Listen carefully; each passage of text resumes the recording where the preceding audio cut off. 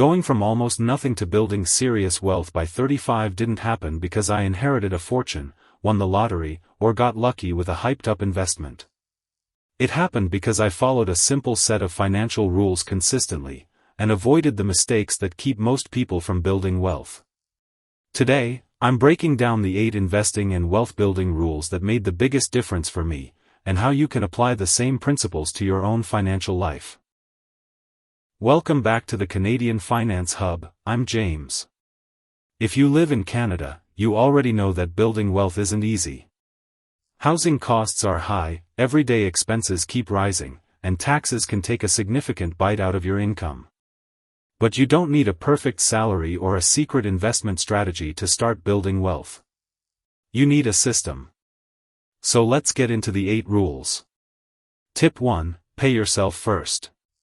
Most people get paid, pay their bills, buy groceries, spend on entertainment, and then invest whatever is left. The problem? There's usually nothing left. I flipped that process around. Instead of waiting to see what I had left at the end of the month, I treated investing like a bill that had to be paid first. For example, if you earn $5,000 a month and your budget allows it, automatically directing 10%, 15%, or even 20% toward your savings and investments can make investing consistent instead of optional. The exact percentage isn't the point. Consistency is ****. Automating the process removes one of the biggest enemies of investing, your own emotions and spending habits. But saving and investing consistently is only half the battle. Where you put that money matters just as much. Tip 2: Use your tax-advantaged accounts strategically. One of the biggest advantages Canadian investors have is access to accounts designed to provide tax benefits. That includes the TFSA, RRSP, and FHSA. A TFSA can allow eligible investments to grow and qualifying withdrawals to be made without tax, while contributions are not tax-deductible. An RRSP can provide a tax deduction on eligible contributions, with withdrawals generally taxed as income later. And if you're eligible to use an FHSA for your first home, contributions can generally be deductible while qualifying withdrawals for a first home can be tax-free. That's why blindly putting everything into a regular taxable investment account isn't always the most tax-efficient approach.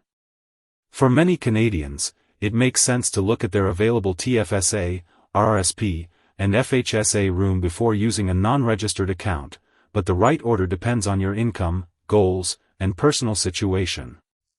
The key lesson is simple. Don't ignore the tax advantages that are already available to you, ****. And once you've chosen the right account, there's another major decision. What should you actually invest in? Tip 3: Stop trying to predict the next big winner. When I first became interested in investing, I thought building wealth meant finding the next stock that would explode in value. But trying to consistently pick the winners is incredibly difficult, even for professional investors.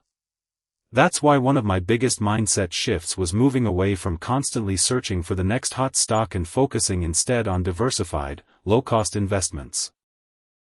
Broad market index funds and ETFs can give investors exposure to hundreds or even thousands of companies in a single investment, depending on the fund. You don't have to predict which individual company will become the next giant. Instead, you can participate in the growth of a broad market while spreading your risk across many holdings.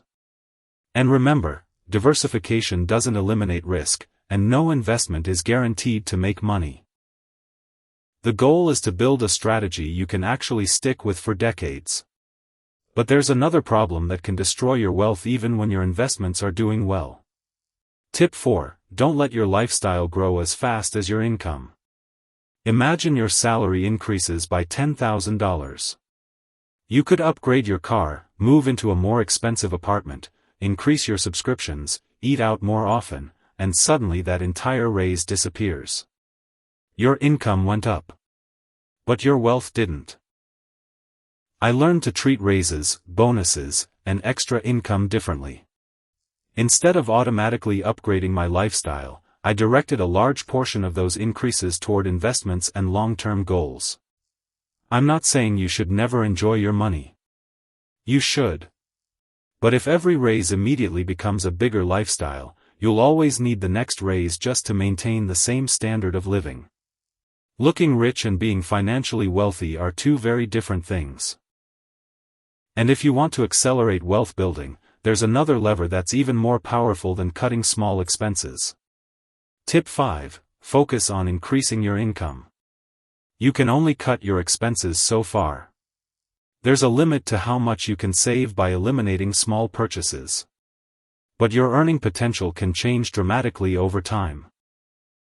Learning valuable skills, negotiating your salary, changing jobs strategically, developing a side business, or finding additional sources of income can potentially increase the amount of money available for investing. Think about it this way. If you save an extra $100 a month, that's helpful. But if developing a valuable skill eventually increases your income by $1,000 a month, the amount you can save and invest changes dramatically. The goal isn't to obsess over every coffee you buy.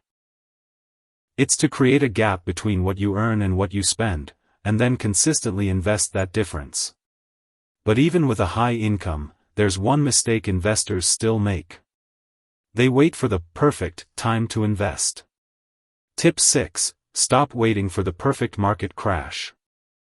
One of the biggest mistakes investors make is sitting in cash, waiting for the perfect opportunity to buy.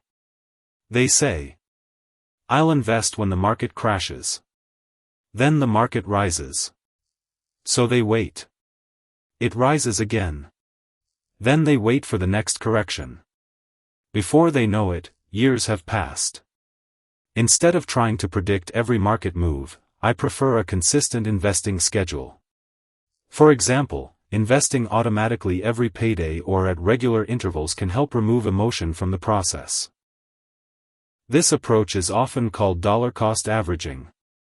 It means you're buying at different prices over time instead of trying to perfectly predict the market's next move. Of course, if you already have a large lump sum available, the best approach can depend on your circumstances and risk tolerance. The bigger lesson is this. Don't let the search for perfect timing stop you from having a long-term plan, ***.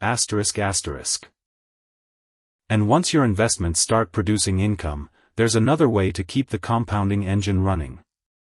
Tip 7. Reinvest your dividends.